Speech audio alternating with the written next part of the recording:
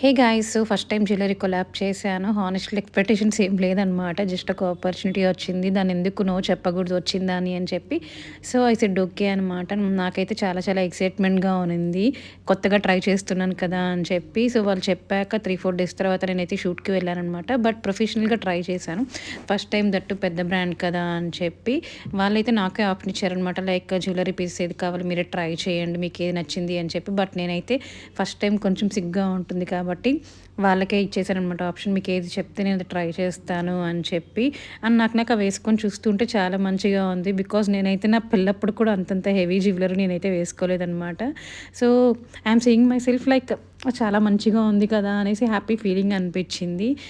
So, కొత్తగా నేర్చుకున్నాను. And నేనైతే ఆ ప్రాసెస్ అంతా కూడా మంచిగా ఎంజాయ్ చేశాననమాట. కొంచెం భయమున్నా కూడా.